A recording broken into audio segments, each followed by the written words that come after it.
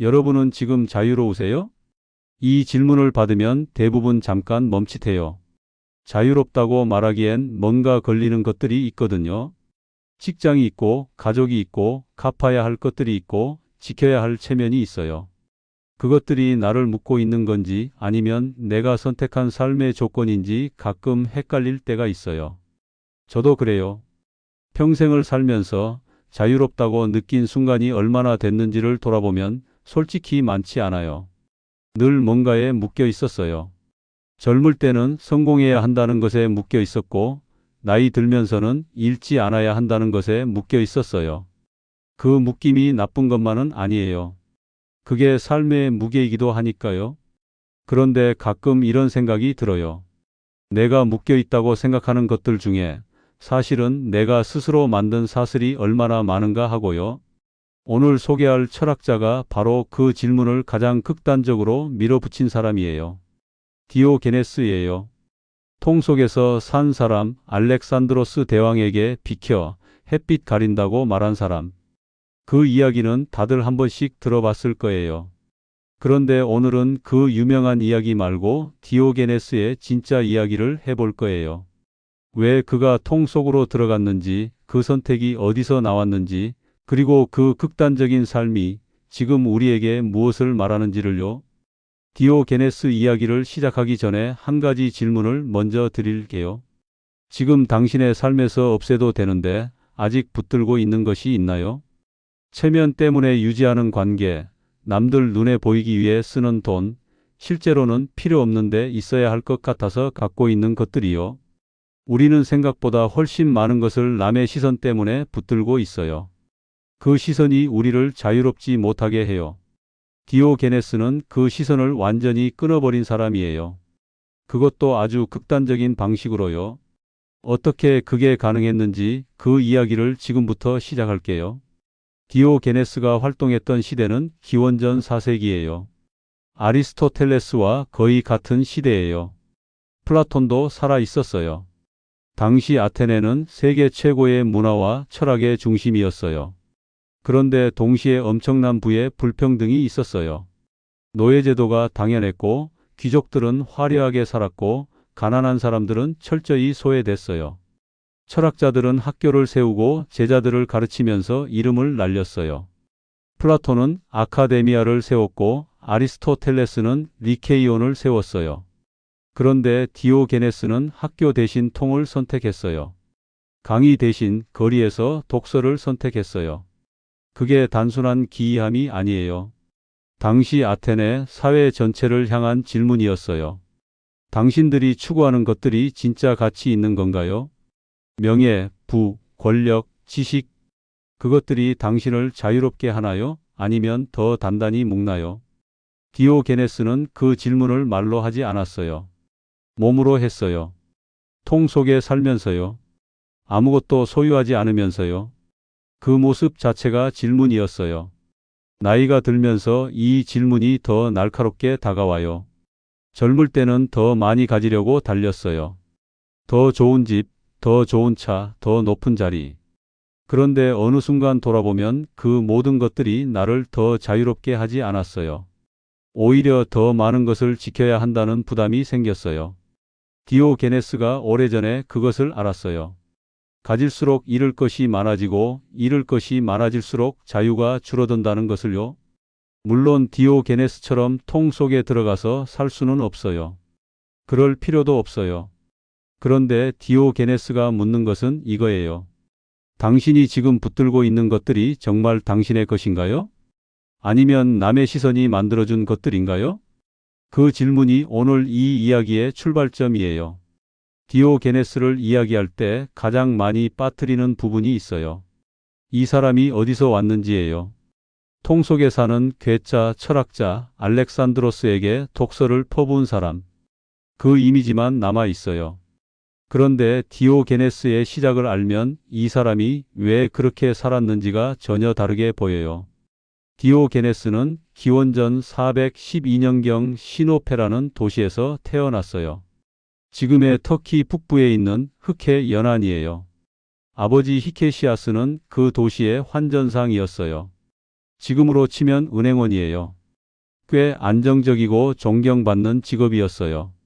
디오게네스는 유복한 집안에서 자랐어요. 부족한 것 없이요. 그런데 어느 순간 모든 것이 무너졌어요. 아버지가 화폐 위조에 연루됐어요. 당시 화폐 위조는 심각한 범죄였어요. 국가 경제를 흔드는 일이었으니까요. 아버지는 도시에서 추방당했어요. 디오게네스도 연루됐다는 기록이 있어요. 혹은 자의로 아버지를 따라 떠났다는 이야기도 있어요. 어느 쪽이든 결과는 같아요. 디오게네스는 하루아침에 모든 것을 잃었어요. 안정된 집안, 사회적 지위, 고향. 그 모든 것이 사라졌어요.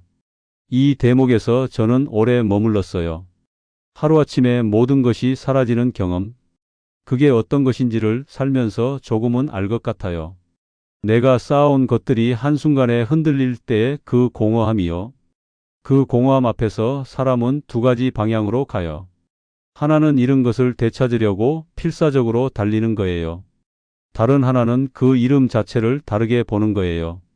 디오게네스는 두 번째 방향을 택했어요. 그것도 아주 극단적으로요.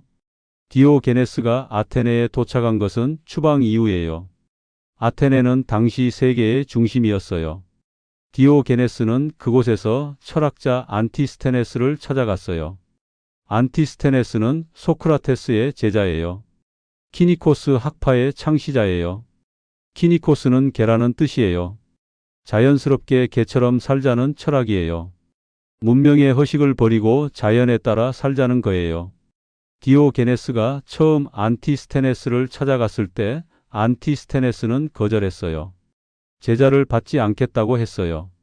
디오게네스는 포기하지 않았어요. 매일 찾아갔어요. 안티스테네스가 지팡이로 쫓아냈어요. 그래도 디오게네스는 계속 왔어요.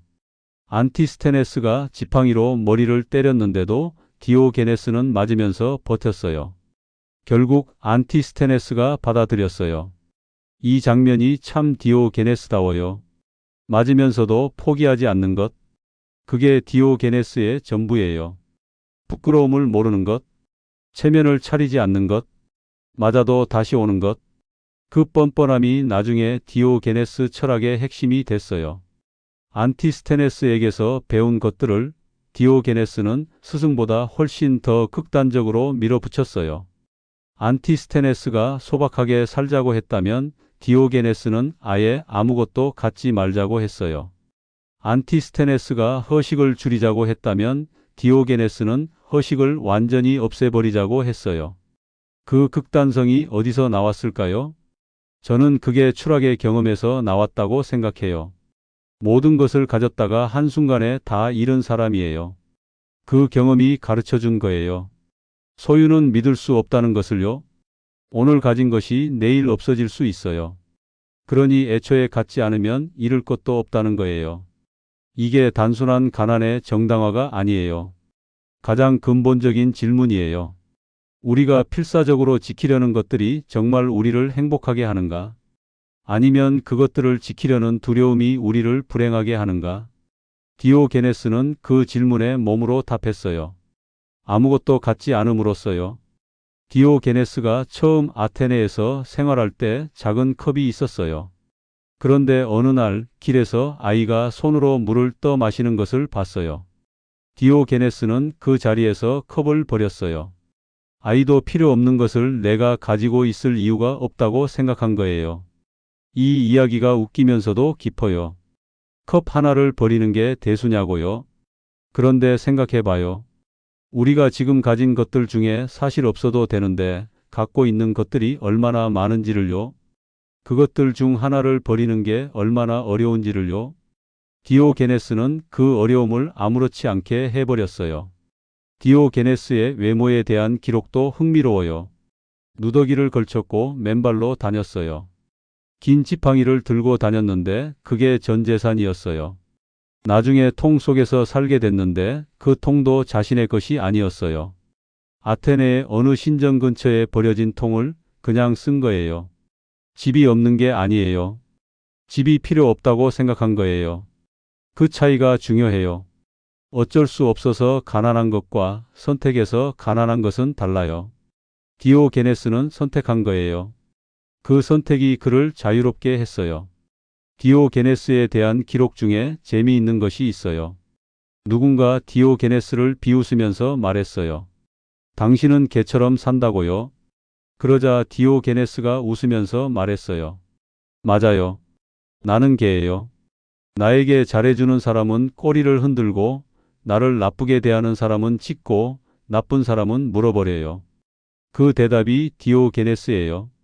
욕이 통하지 않는 사람, 부끄러움이 무기가 되지 않는 사람, 그 사람을 어떻게 통제할 수 있을까요? 없어요. 디오게네스는 그걸 알고 있었어요. 우리는 보통 타인의 시선과 평가에 굉장히 민감해요. 나이가 들수록 더 그래요. 쌓아온 것이 있으니까요. 그걸 지키고 싶으니까요. 그런데 디오게네스는 그 시선과 평가를 완전히 놓아버렸어요. 그 놓아버림이 극단적이었지만 그 안에 있는 지혜는 극단적이지 않아요. 타인의 시선으로부터 자유로워지는 것, 그게 디오게네스가 추락이라는 상처 끝에서 발견한 가장 깊은 지혜예요. 디오게네스가 통 속에서 살았다는 이야기는 워낙 유명해서 다들 알아요. 그런데 왜 통이었는지를 아는 사람은 많지 않아요. 그냥 가난해서 통에 살았겠지라고 생각하기 쉬워요. 그런데 그게 아니에요. 디오게네스가 통을 선택한 데는 이유가 있어요. 그 이유를 알면 통이 단순한 집이 아니라 철학적 선언이라는 걸 알게 돼요. 먼저 당시 아테네의 주거 상황을 생각해 봐야 해요. 기원전 4세기 아테네에는 다양한 방식으로 사는 사람들이 있었어요. 귀족들은 넓은 저택에 살았고, 중산층은 작은 집에 살았고, 가난한 사람들은 좁은 방에 여럿이 모여 살았어요. 디오게네스는 그 어느 것도 선택하지 않았어요. 통을 선택했어요. 왜 하필 통이었을까요? 통은 아주 작아요. 한 사람이 겨우 들어갈 수 있는 크기예요. 그 안에서 할 수 있는 것이 거의 없어요. 눕는 것, 앉는 것 정도예요. 요리도 못해요. 손님을 초대할 수도 없어요. 재산을 쌓을 공간도 없어요. 디오게네스는 그게 좋았어요. 통이 작을수록 필요한 것이 줄어들어요. 필요한 것이 줄어들수록 자유가 늘어나요. 이게 디오게네스의 논리예요. 집이 크면 그 집을 유지해야 해요. 청소해야 하고 수리해야 하고 세금을 내야 해요. 그 집에 어울리는 가구가 있어야 하고 그 가구에 어울리는 장식이 있어야 해요. 집 하나가 끝없는 필요를 만들어요. 그런데 통은 달라요. 통은 그냥 통이에요. 통을 위해 아무것도 필요하지 않아요. 저는 이 생각을 처음 들었을 때 좀 충격을 받았어요. 우리가 더 좋은 집을 원하는 게 더 편하게 살려는 건데 사실은 더 좋은 집이 더 많은 것을 요구하거든요. 더 많은 짐이 생기고 더 많은 관리가 필요하고 더 많은 돈이 들어요. 편하려고 산 집이 오히려 더 바쁘게 만들어요.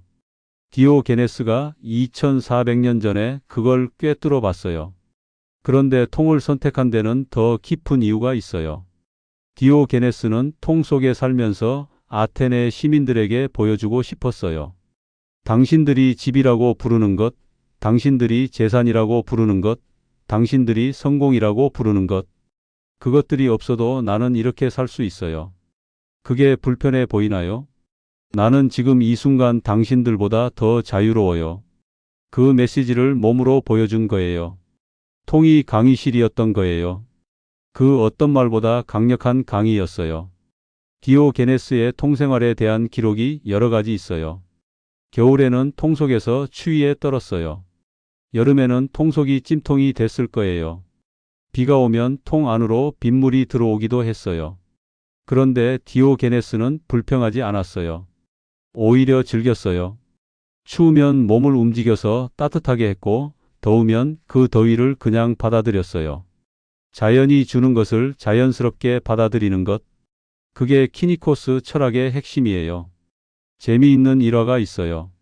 어느 날 아테네의 부유한 사람이 디오게네스의 통 앞을 지나갔어요. 그 사람이 비웃으면서 말했어요. 저 통 좀 봐. 저렇게 살다니 저 사람 불쌍하다. 그런데 디오게네스가 통 속에서 태연하게 대답했어요. 나는 지금 당신보다 훨씬 자유로운데요. 당신은 지금 몇 시에 어디 가야 한다는 약속이 있죠? 나는 아무 약속이 없어요. 당신은 누군가의 눈치를 보고 있죠. 나는 아무 눈치도 안 봐요. 누가 더 불쌍한 건지 모르겠네요.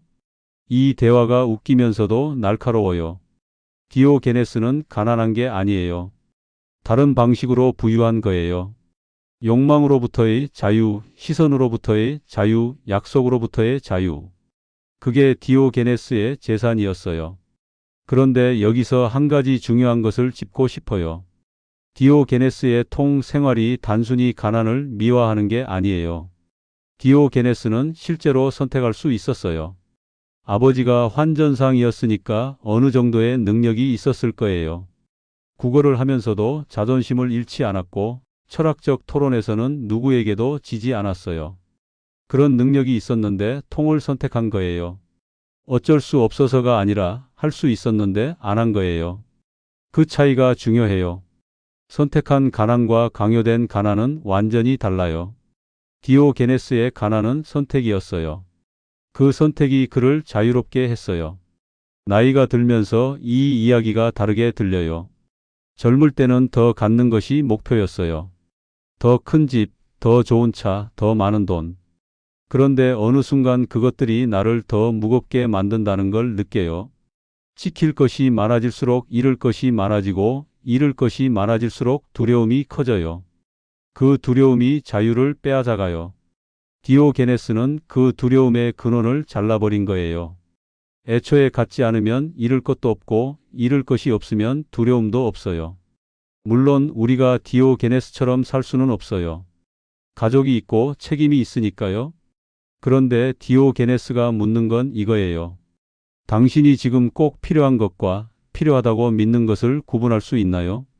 그 구분이 생겼을 때 조금 더 가볍게 살 수 있어요. 통이 필요하다는 게 아니에요. 통이 상징하는 것, 그 가벼움이 필요하다는 거예요. 그게 디오게네스가 통 속에 들어가면서 우리에게 건네는 진짜 메시지예요. 디오게네스 하면 독설이에요. 어떤 철학자도 이 사람만큼 독하게 말하지 않았어요. 플라톤을 향해 당신은 말만 많고 아무것도 모른다고 했어요. 아테네 시민들을 향해 당신들은 전부 연기 속에 사는 사람들이라고 했어요. 권력자들 앞에서도 전혀 주눅 들지 않았어요. 그 독설이 단순한 심술이 아니에요. 디오게네스의 독설에는 구조가 있어요. 패턴이 있어요. 그 패턴을 알면 디오게네스가 왜 그렇게 말했는지가 보여요. 디오게네스의 가장 유명한 행동 중 하나가 낮에 등불을 켜고 아테네 거리를 돌아다닌 거예요. 사람들이 물었어요. 대낮에 왜 등불을 켜고 다니냐고요? 디오게네스가 대답했어요. 사람을 찾고 있어요. 진짜 사람을요? 이 대답이 처음엔 그냥 웃긴 말처럼 들려요. 그런데 생각할수록 날카로워요. 대낮에 등불을 켜도 사람을 못 찾겠다는 거예요. 그 많은 사람들 중에 진짜 사람이 없다는 거예요. 진짜 사람이 뭐냐고요? 디오게네스에게 진짜 사람은 자연에 따라 사는 사람이에요. 욕망의 노예가 되지 않고 타인의 시선에 흔들리지 않고 자신이 진짜 필요한 것이 무엇인지를 아는 사람이에요. 그런 사람을 아테네 전체를 뒤져도 못 찾겠다는 거예요. 이 행동이 독설이면서 동시에 철학적 질문이에요. 당신은 진짜 사람인가요? 등불을 들이밀면서 묻는 거예요. 디오게네스의 독설 중에 플라톤과의 일화가 특히 재미있어요. 플라톤이 인간을 정의한 적이 있어요. 인간은 털 없는 두발 짐승이라고요. 디오게네스가 그 말을 들었어요. 그리고 닭 한 마리를 잡아서 털을 다 뽑았어요. 그리고 플라톤의 아카데미아로 가서 외쳤어요. 여기 플라톤이 말한 인간이 있어. 이 장면이 너무 웃겨요. 그런데 동시에 굉장히 날카로워요. 플라톤의 정의가 틀렸다는 걸 말로 반박한 게 아니에요. 몸으로 보여준 거예요. 그게 디오게네스의 방식이에요. 말이 아니라 행동으로 보여주는 것. 플라톤은 이 일이 있은 후에 인간의 정의에 넓적한 발톱을 가진 이라는 조건을 추가했다고 해요. 디오게네스 때문에 정의가 수정된 거예요. 독설이 철학을 바꾼 거예요. 디오게네스가 알렉산드로스의 아버지인 필리포스 왕이 쳐들어온다는 소식에 아테네 사람들이 전쟁 준비로 분주하게 움직일 때도 독설이 나왔어요. 모든 사람이 뭔가를 하고 있었어요. 무기를 닦고 성벽을 확인하고 식량을 쌓고. 그런데 디오게네스는 자기 통을 굴리고 있었어요. 사람들이 물었어요. 뭐 하는 거냐고요? 디오게네스가 대답했어요. 다들 뭔가 하고 있으니까 나도 뭔가 해야 할 것 같아서요. 이 이야기가 처음엔 그냥 게으른 사람의 변명처럼 들려요. 그런데 사실은 전쟁이라는 집단적 흥분 상태를 비웃는 거예요. 다들 분주하게 움직이는데 그게 정말 의미 있는 것인지를 묻는 거예요. 군중이 움직이는 방향이 옳은 방향인지를 한 번도 의심하지 않고 따라가는 것. 디오게네스는 그걸 꼬집은 거예요. 통을 굴리면서요. 저는 이 이야기에서 뭔가 찔리는 게 있어요. 살면서 다들 하니까 나도 해야 한다는 이유로 했던 것들이 얼마나 많은지를 생각하면요. 다들 이 나이에 이 정도는 해야지. 다들 저렇게 사니까 나도 저렇게 살아야지. 그 다들이 내 삶을 얼마나 많이 결정했는지를요. 디오게네스는 그 다들을 거부했어요. 통을 굴리면서요. 디오게네스의 독설이 향한 대상이 또 있어요. 바로 수사학자들이에요. 당시 아테네에서 말을 잘하는 것은 굉장히 중요했어요. 수사학을 배워서 설득력 있게 말하는 것이 성공의 조건이었어요. 그런데 디오게네스는 수사학자들을 싫어했어요. 말을 잘하는 것이 진실을 말하는 것과 다르다는 거예요. 화려한 말로 사람들을 현혹하는 것이 오히려 진리를 가린다는 거예요. 디오게네스 자신의 말은 짧고 직접적이었어요. 돌려 말하지 않았어요. 당신이 틀렸어요. 그게 나쁜 거예요. 그렇게 하면 안 돼요. 이렇게 말했어요. 그 직접성이 불편하지만 동시에 시원하기도 해요. 살면서 누군가 돌려 말하지 않고 직접적으로 말해줬을 때 처음엔 당황했지만 나중에 고마웠던 경험이 있잖아요. 디오게네스의 독설이 그거예요. 불편하지만 필요한 말이에요. 디오게네스가 아테네 시민들에게 가장 많이 던진 말이 있어요. 당신은 지금 뭘 원하는지 알고 있나요? 라는 질문이에요. 사람들은 더 많은 돈을 원한다고 해요. 더 높은 지위를, 더 큰 집을 원한다고 해요. 그러면 디오게네스가 물었어요. 그게 생기면 행복해지나요? 그게 생기면 또 다른 것을 원하지 않나요? 그 끝이 어디인지 알고 있나요? 이 질문들이 독설이에요. 듣기 싫은 말이에요. 그런데 틀린 말이 아니에요. 욕망은 채워지지 않아요. 하나를 채우면 다른 것이 생겨요. 그 끝없는 욕망의 사슬이 사람을 자유롭지 못하게 해요. 디오게네스는 그 사슬을 끊었어요. 욕망 자체를 줄여버림으로써요. 그게 낮에 등불을 켜고 다닌 이유예요. 진짜 사람, 즉 욕망의 노예가 아닌 사람을 찾고 있었던 거예요. 그리고 그 등불이 아테네 사람들에게 묻고 있었어요. 당신은 진짜 사람인가요? 이 나이에 이 질문이 무겁게 들려요. 나는 지금 무엇을 원하고 있는가? 그것이 진짜 내가 원하는 건가? 아니면 욕망이 만들어낸 것인가? 디오게네스의 등불이 지금도 켜져 있어요. 그 불빛이 우리에게도 비추고 있어요. 기원전 336년경이에요. 알렉산드로스 대왕이 그리스 전체를 손에 넣은 직후예요. 당시 알렉산드로스는 20살이었어요. 세상에서 가장 강한 군대를 가진 사람이었어요. 그리스의 모든 도시국가가 그 앞에 무릎을 꿇었어요. 아테네도, 스파르타도, 코린토스도요. 모든 사람이 알렉산드로스 앞에서 고개를 숙였어요. 선물을 가져왔고 찬사를 쏟아냈고 그의 비위를 맞추려 했어요. 그런데 한 사람이 달랐어요. 코린토스 근처 땅바닥에 누워 햇볕을 쬐고 있던 노인이에요. 알렉산드로스가 그 사람을 찾아갔어요. 그 노인이 디오게네스였어요. 알렉산드로스가 물었어요. 내가 무엇을 해줄 수 있겠소? 디오게네스가 대답했어요. 비켜주세요. 햇빛 가립니다. 이 장면이 역사상 가장 유명한 만남 중 하나예요. 그런데 이 장면을 제대로 이해하려면 맥락을 알아야 해요. 알렉산드로스가 왜 그 거지 철학자를 찾아갔는지를요? 그것부터 이야기할게요. 알렉산드로스는 어릴 때부터 디오게네스에 대한 이야기를 들었어요. 아리스토텔레스가 스승이었으니까요. 아리스토텔레스와 디오게네스는 같은 시대 사람이에요.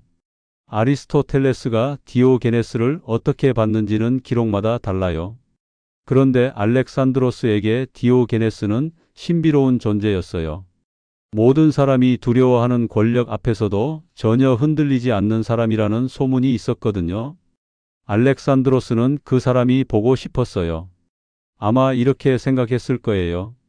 세상에서 가장 강한 내가 찾아가면 그 사람도 결국 감사해야 할 거야. 아니면 내가 무엇을 줄 수 있는지 물어봐야겠다. 그런데 디오게네스의 대답은 비켜주세요 였어요. 그 대답이 알렉산드로스에게 어떤 충격이었을지를 생각해봐요. 세상 모든 것을 가진 사람이 줄 수 있는 것이 아무것도 없다는 거예요. 디오게네스에게 알렉산드로스가 줄 수 있는 것이 없었어요. 왜냐하면 디오게네스는 이미 아무것도 필요하지 않았으니까요. 권력이 필요 없고 돈이 필요 없고 명예도 필요 없고 햇빛만 있으면 됐어요. 그런데 그 햇빛을 알렉산드로스가 가리고 있었던 거예요. 알렉산드로스가 그 자리를 떠나면서 신하들에게 말했어요. 내가 알렉산드로스가 아니었다면 디오게네스가 되고 싶었을 것이다. 이 말이 정말 깊어요. 세상에서 가장 강한 사람이 아무것도 없는 사람을 부러워한 거예요. 왜 그랬을까요? 알렉산드로스는 모든 것을 가졌지만 자유롭지 않았어요. 정복해야 할 땅이 있었고, 지켜야 할 제국이 있었고, 충성해야 할 신하들이 있었고, 두려워하는 적들이 있었어요. 그 모든 것이 알렉산드로스를 묶고 있었어요. 그런데 디오게네스는 달랐어요. 통 하나 있으면 됐어요. 햇빛 하나 있으면 됐어요. 그 이상 아무것도 필요 없었어요. 그게 알렉산드로스 눈에 자유로워 보인 거예요. 이 만남에서 흥미로운 것이 또 있어요. 알렉산드로스가 비켜달라는 말을 들었을 때 화를 내지 않았어요. 신하들이 저 무례한 놈을 혼내주겠다고 나섰을 때 알렉산드로스가 말렸어요. 그냥 두라고요. 그 장면이 알렉산드로스라는 사람을 보여줘요. 자신의 권위에 도전하는 사람을 벌주는 대신 오히려 존중한 거예요. 왜냐하면 디오게네스가 진짜로 두려움이 없다는 걸 알았거든요. 두려움이 없는 사람은 벌을 줘도 소용없어요. 오히려 그 두려움 없음이 존경스러웠던 거예요. 저는 이 만남이 단순한 일화가 아니라고 생각해요. 이 만남이 두 종류의 자유를 보여주거든요. 알렉산드로스의 자유는 외부를 정복하는 자유예요. 더 많은 땅을 갖고 더 많은 사람을 지배하고 더 강해지는 것. 그런데 디오게네스의 자유는 내부를 정복하는 자유예요. 욕망을 줄이고 시선을 무시하고 필요를 최소화하는 것. 둘 다 자유라는 이름을 쓰지만 방향이 완전히 달라요. 알렉산드로스는 밖으로 나갔고 디오게네스는 안으로 들어갔어요. 그런데 알렉산드로스가 디오게네스를 부러워했다는 것은 밖으로 나가는 자유가 결국 만족스럽지 않았다는 거예요. 이 나이에 이 만남이 특별하게 울리는 이유가 있어요. 우리도 오랫동안 알렉산드로스의 방식으로 살아왔어요. 더 많이 갖고 더 높이 올라가고 더 넓게 펼치는 것. 그런데 어느 순간 그 방식이 나를 더 자유롭게 하지 않는다는 걸 느껴요. 오히려 더 많은 것을 지켜야 한다는 부담이 생겨요. 그때 디오게네스의 방식이 눈에 들어오기 시작해요. 줄이는 것, 내려놓는 것, 비워내는 것. 그게 다른 종류의 자유예요. 알렉산드로스조차 부러워한 그 자유요. 이 만남에는 한 가지 더 생각해 볼 것이 있어요. 디오게네스가 비켜주세요 라고 말할 수 있었던 이유예요. 그 말을 하려면 두 가지가 필요해요. 하나는 잃을 것이 없어야 해요. 알렉산드로스에게 미움을 사도 잃을 게 없었어요. 이미 아무것도 없었으니까요. 다른 하나는 진짜 원하는 것이 명확해야 해요. 디오게네스가 원한 것은 햇빛이었어요. 그 햇빛이 가려지면 말해야 했어요. 그게 명확했어요. 우리가 살면서 하고 싶은 말을 못할 때가 있어요. 그 이유가 뭘까요? 잃을 것이 있기 때문이에요. 그리고 내가 진짜 원하는 것이 무엇인지 명확하지 않기 때문이에요. 디오게네스는 둘 다 해결했어요. 잃을 것을 없애버리고 원하는 것을 단순하게 만들었어요. 그래서 비켜주세요가 나올 수 있었어요. 그 비켜주세요 한마디가 역사에 남은 거예요. 부끄러움이라는 감정에 대해 생각해 봐요. 우리는 평생 부끄러움을 피하려고 살아요. 남들 앞에서 실수하면 부끄럽고, 가진 게 적으면 부끄럽고, 남들만 못하면 부끄러워요. 그 부끄러움을 피하기 위해 얼마나 많은 에너지를 쓰는지를 생각해 봐요. 더 좋은 옷을 입고, 더 좋은 차를 타고, 더 그럴듯한 말을 하고, 그 모든 것이 부끄러움을 피하기 위한 노력이에요. 그런데 디오게네스는 달랐어요. 부끄러움을 피하지 않았어요. 오히려 부끄러움을 향해 달려갔어요. 그리고 그 부끄러움을 무기로 만들었어요. 디오게네스의 행동 중에 가장 충격적인 것들이 있어요. 대낮에 아테네 광장에서 음식을 먹었어요. 당시 그리스의 공공장소에서 음식을 먹는 것은 굉장히 무례한 행동이었어요. 품위 없는 행동이었어요. 그런데 디오게네스는 아무렇지 않게 했어요. 사람들이 비웃었어요. 디오게네스가 말했어요. 배가 고프면 먹는 게 당연한 거 아닌가요? 왜 그게 부끄러운 일인가요? 이 말이 단순한 뻔뻔함이 아니에요. 질문이에요. 왜 배고픔을 해결하는 것이 부끄러운 일이 됐나요? 누가 그렇게 정했나요? 그 기준이 정말 옳은 건가요? 디오게네스는 사회가 만들어 놓은 부끄러움의 기준 자체를 의심했어요. 그 기준이 자연에서 온 게 아니라 사람들이 만들어낸 허식에서 왔다는 걸 알았어요. 그래서 그 기준을 따르지 않았어요. 또 다른 일화가 있어요. 어느 날 디오게네스가 아테네 광장에서 대낮에 드러누워 잠을 잤어요. 지나가는 사람들이 수군거렸어요. 저 사람 봐, 창피한 줄도 모르고. 디오게네스가 눈을 뜨지 않고 말했어요. 피곤하면 자는 게 당연한 거잖아요. 왜 이게 창피한 건지 모르겠네요. 이번에도 같은 패턴이에요. 자연스러운 행동을 부끄러운 것으로 만들어 놓은 사회의 기준에 저항하는 거예요. 그런데 여기서 중요한 것이 있어요. 디오게네스가 부끄러움을 무시한 게 아니에요. 부끄러움의 기준을 바꾼 거예요. 디오게네스가 진짜 부끄럽다고 생각한 것들이 있었어요. 욕망에 끌려다니는 것이 부끄러운 거예요. 타인의 시선에 흔들리는 것이 부끄러운 거예요. 알면서도 나쁜 행동을 하는 것이 부끄러운 거예요. 배고파서 먹는 것, 피곤해서 자는 것은 부끄러운 게 아니에요. 그런데 권력 앞에서 비굴하게 구는 것, 돈 때문에 양심을 파는 것, 그게 진짜 부끄러운 거예요. 디오게네스는 그 기준을 뒤집은 거예요. 이 나이에 이 이야기가 깊이 와닿는 이유가 있어요. 살면서 부끄럽지 않아야 할 것에 부끄러워하고 진짜 부끄러워해야 할 것에는 무감각해진 경우가 없었나를 생각하게 되거든요. 저도 그랬어요. 젊을 때는 가난이 부끄러웠어요. 남들보다 못 가진 게 부끄러웠어요. 그런데 돌이켜보면 그건 부끄러운 게 아니었어요. 오히려 내가 진짜 부끄러워해야 했던 건 내 믿음을 저버린 선택들, 용기 없이 침묵했던 순간들이었어요. 디오게네스가 그걸 알고 있었어요. 2400년 전에요. 디오게네스가 부끄러움을 무기로 만든 방식에는 전략이 있어요. 부끄러움을 두려워하지 않으면 아무도 그 사람을 통제할 수 없어요. 생각해봐요. 우리가 누군가의 말을 따르거나 누군가에게 굴복하는 이유가 뭐예요? 두려움이에요. 그 사람에게 미움받으면 어떡하지? 저 사람한테 창피당하면 어떡하지? 그 두려움이 우리를 통제해요. 그런데 그 두려움이 없어지면 어떻게 될까요? 아무도 우리를 통제할 수 없어요. 디오게네스는 부끄러움에 대한 두려움을 완전히 없애버림으로써 누구에게도 통제받지 않는 자유를 얻었어요. 알렉산드로스가 비켜주세요 라는 말을 들을 수 있었던 것도 그 때문이에요. 알렉산드로스에게 미움받는 게 두렵지 않았어요. 왜냐면 이미 모든 부끄러움을 겪어봤으니까요. 화폐 위조에 연루돼서 고향에서 쫓겨난 경험, 거지처럼 통해 사는 모습, 대낮에 광장에서 밥 먹는 것, 그 모든 부끄러움을 이미 겪었어요. 그러니 알렉산드로스가 뭘 해도 더 이상 부끄러울 게 없었던 거예요. 이미 바닥을 쳤으니까요. 그 바닥이 오히려 가장 단단한 땅이 됐어요. 그 위에서 디오게네스는 누구보다 자유롭게 섰어요.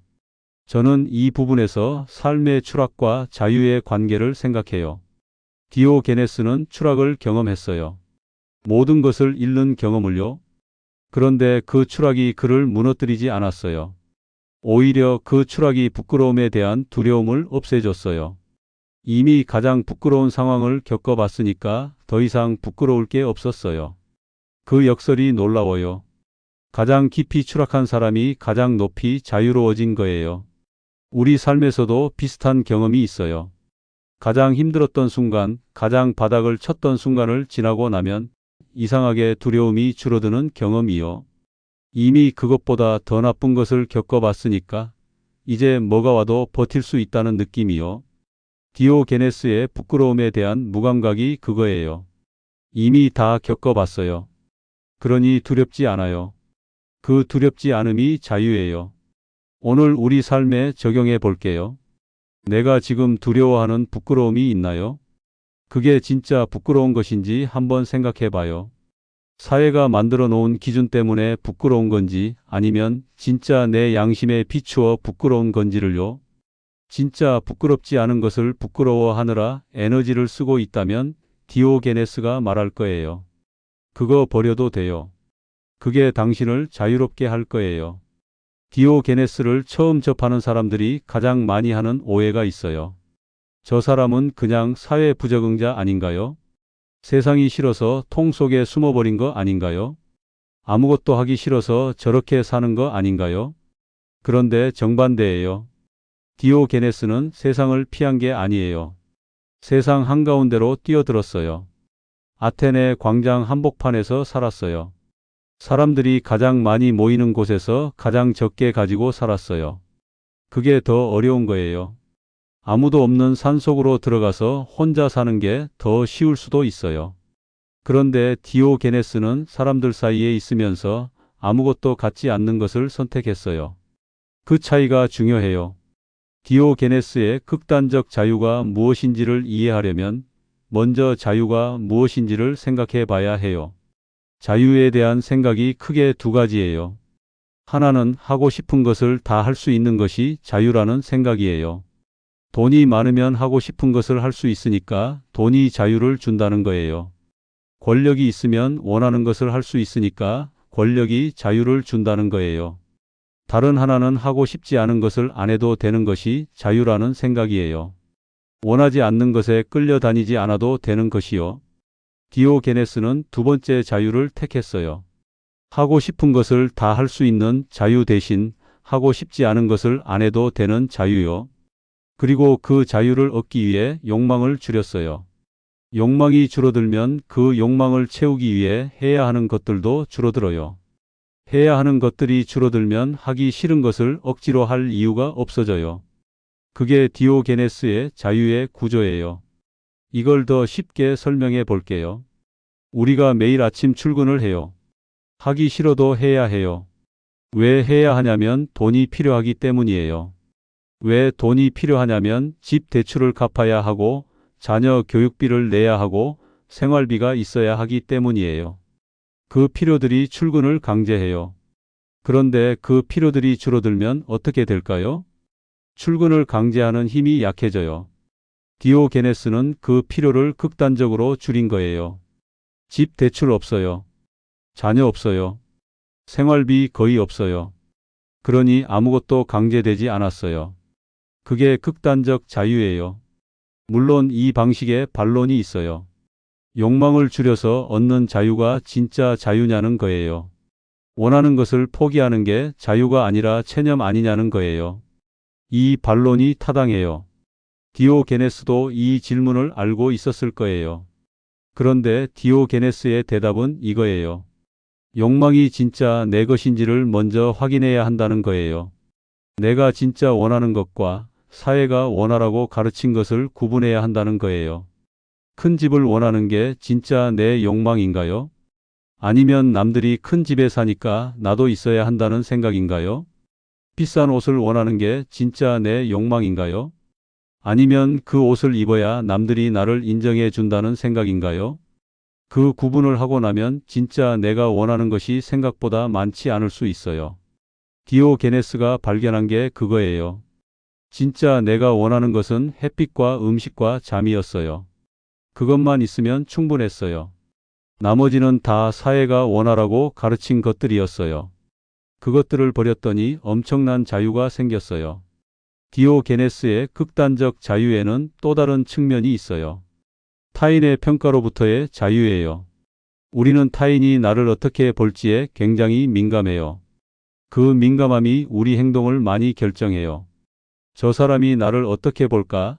저 사람이 나를 좋아할까? 싫어할까? 내가 이렇게 하면 저 사람이 뭐라고 할까? 그 생각들이 끊임없이 우리를 붙잡아요. 그런데 디오게네스는 그 생각이 없었어요. 사람들이 뭐라고 하든 상관없었어요. 비웃으면 비웃는 거고 욕하면 욕하는 거예요. 그게 디오게네스의 삶에 아무 영향을 주지 않았어요. 그 자유가 얼마나 강력한지를 생각해 봐요. 타인의 평가를 신경 쓰지 않아도 된다면 얼마나 많은 것을 하지 않아도 될까요? 필요하지 않은데 체면 때문에 하는 것들이 얼마나 많은지를 생각해 봐요. 타인에게 잘 보이기 위해 쓰는 에너지가 얼마나 되는지를요. 그 에너지를 전부 자신을 위해 쓸 수 있다면 어떨까요? 디오게네스는 그렇게 했어요. 타인의 평가에 쓰던 에너지를 전부 자신의 철학적 사유와 자연에 따른 삶에 썼어요. 그게 극단적 자유의 실제 모습이에요. 나이가 들면서 이 자유가 더 간절해져요. 젊을 때는 타인의 시선이 어느 정도 필요했어요. 사회에서 자리를 잡아야 했고, 관계를 쌓아야 했고, 인정을 받아야 했어요. 그런데 이 나이가 되면 그 시선으로부터 조금씩 자유로워질 수 있어요. 더 이상 증명해야 할 것이 많지 않아요. 이미 살아왔어요. 이미 겪어왔어요. 이제는 조금 더 나답게 살아도 되는 나이예요. 디오게네스가 그걸 극단적으로 밀어붙인 거예요. 우리는 그것을 조금씩 실천할 수 있어요. 한 가지씩 덜어내는 거예요. 남의 시선 때문에 유지하는 것 하나를 내려놓는 거예요. 필요하지 않은데 있어야 한다고 생각한 것 하나를 버리는 거예요. 그게 작은 디오게네스가 되는 거예요. 통 속에 들어갈 필요는 없어요. 그런데 통이 상징하는 가벼움을 조금씩 배울 수 있어요. 내가 진짜 필요한 것과 필요하다고 믿는 것을 구분하는 것. 타인의 평가보다 내 안의 목소리를 더 크게 듣는 것. 그게 디오게네스의 극단적 자유가 이 나이에 우리에게 가르쳐주는 것이에요. 완전한 자유는 아니어도 괜찮아요. 조금 더 가벼워지는 것, 조금 더 자유로워지는 것, 그것만으로도 충분해요. 디오게네스라면 그 정도면 충분하다고 했을 거예요. 아마 통 속에 누워서 햇빛을 쬐면서요. 오늘 디오게네스와 함께 긴 여정을 걸어왔어요. 화폐 위조로 모든 것을 잃고 아테네로 온 사람, 맞으면서도 스승 곁을 떠나지 않은 사람, 통 속에서 살면서 세상에서 가장 강한 사람에게 비켜주세요 라고 말한 사람. 그 삶 전체를 관통하는 하나의 흐름이 있어요. 잃을 것이 없는 사람이 가장 자유롭다는 거예요. 그런데 오늘 이 마지막 단계에서 저는 조금 다른 이야기를 하고 싶어요. 디오게네스의 삶이 위대한 건 맞아요. 그런데 우리가 디오게네스처럼 살아야 한다는 게 아니에요. 그럴 수도 없고 그럴 필요도 없어요. 오늘 제가 하고 싶은 말은 이거예요. 디오게네스의 통이 디오게네스에게는 완벽한 선택이었어요. 그런데 우리 각자에게도 각자의 통이 있어야 한다는 거예요. 내 통이요. 내가 진짜 필요한 것만 담을 수 있는 나만의 공간이요. 그게 꼭 작은 공간일 필요는 없어요. 내가 진짜 소중하게 여기는 것들이 담긴 공간이라면 크기는 상관없어요. 디오게네스의 통이 작았던 이유는 그가 진짜 필요한 것이 그만큼 적었기 때문이에요. 우리는 조금 더 필요할 수 있어요. 그래도 괜찮아요. 중요한 건 그 안에 있는 것들이 진짜 내가 원하는 것들인가 하는 거예요. 남의 시선 때문에 넣어둔 것들이 아니라요. 저는 살면서 내 통이 얼마나 불필요한 것들로 가득 찼는지를 느낀 적이 있어요.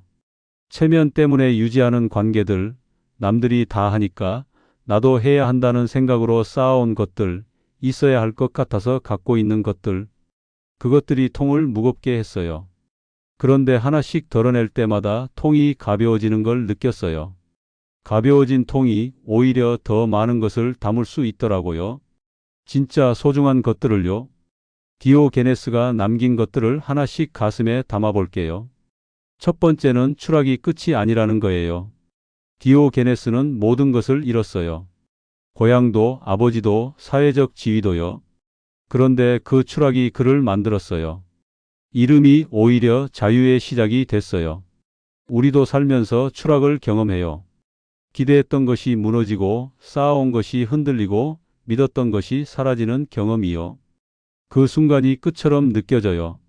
그런데 디오게네스가 보여줬어요. 그 끝이 새로운 시작일 수 있다고요. 잃고 나서야 진짜 필요한 것이 보이기 시작한다고요. 두 번째는 부끄러움의 기준을 다시 세우는 거예요. 사회가 부끄럽다고 정해놓은 것들이 진짜 부끄러운 게 아닐 수 있어요. 가진 게 적은 게 부끄러운 게 아니에요. 생각이 다른 게 부끄러운 게 아니에요. 남들과 다르게 사는 게 부끄러운 게 아니에요. 진짜 부끄러운 건 내 양심을 저버리는 것, 용기 없이 침묵하는 것, 타인을 수단으로 대하는 것이에요. 그 기준을 다시 세우면 지금까지 부끄럽다고 생각했던 것들 중에 많은 것들이 사실 부끄럽지 않다는 걸 알게 돼요. 세 번째는 욕망을 줄이는 것이 포기가 아니라 선택이라는 거예요. 디오게네스가 아무것도 갖지 않은 건 포기가 아니에요. 진짜 필요한 것과 필요하다고 믿는 것을 구분한 결과예요. 우리가 지금 갖고 있는 것들 중에 진짜 내가 원해서 가진 것과 남들이 가지니까 나도 가져야 한다는 생각으로 가진 것을 구분해 봐요. 후자를 하나씩 내려놓을 때마다 삶이 가벼워져요. 그 가벼움이 자유예요. 네 번째는 비켜주세요 라고 말할 수 있는 용기예요. 디오게네스가 알렉산드로스에게 비켜주세요 라고 말할 수 있었던 건 잃을 것이 없었기 때문이에요. 그런데 우리는 잃을 것이 있어요. 그래도 괜찮아요. 모든 것을 걸고 비켜주세요 라고 말할 필요는 없어요. 그런데 작은 비켜주세요는 말할 수 있어요. 내 시간을 침범하는 것에 비켜주세요. 내 마음을 무너뜨리는 것에 비켜주세요. 내 진짜 삶을 방해하는 것에 비켜주세요. 그 작은 비켜주세요들이 쌓이면 삶이 달라져요. 다섯 번째는 낮에 등불을 켜는 것이에요. 디오게네스가 진짜 사람을 찾아 등불을 켜고 다녔어요. 우리도 그 등불이 필요해요. 그런데 밖을 향한 등불이 아니에요. 안을 향한 등불이에요. 나는 지금 진짜 사람으로 살고 있는가? 욕망의 노예가 되지 않고 타인의 시선에 흔들리지 않고 진짜 내가 원하는 것을 향해 걷고 있는가? 그 질문이 등불이에요. 그 등불을 매일 켜는 것, 그게 이 나이에 디오게네스에게서 배울 수 있는 가장 실용적인 것이에요. 오늘 이 시간을 마무리하면서 한 가지만 부탁드릴게요. 오늘 잠들기 전에 한번 생각해 봐 주세요. 내 통 안에 지금 무엇이 들어 있나요? 그 중에서 진짜 내가 원해서 넣어둔 것은 무엇이고 남의 시선 때문에 넣어둔 것은 무엇인가요? 그 구분이 생겼을 때 하나씩 덜어낼 수 있어요. 덜어낼 때마다 통이 가벼워져요. 가벼워진 통이 더 멀리 굴러갈 수 있어요. 디오게네스가 통을 굴렸던 것처럼요. 아테네 사람들이 전쟁 준비로 분주할 때 홀로 통을 굴리면서 말했어요. 다들 뭔가 하고 있으니까 나도 뭔가 해야 할 것 같아서요. 그 유머가 디오게네스예요. 세상이 아무리 심각해도 자기 통을 굴리는 사람. 세상이 아무리 떠들썩해도 햇빛 아래 누워있는 사람. 그 여유가 극단적 자유의 진짜 얼굴이에요. 우리도 각자의 통을 찾아봐요. 크든 작든 상관없어요. 진짜 내가 필요한 것들만 담긴 통이라면 충분해요. 그 통 안에서 오늘 햇빛을 쬐어봐요. 누가 햇빛을 가리면 조용하지만 단호하게 말해봐요. 비켜주세요. 햇빛 가립니다. 오늘 긴 시간 함께해 주셔서 감사합니다.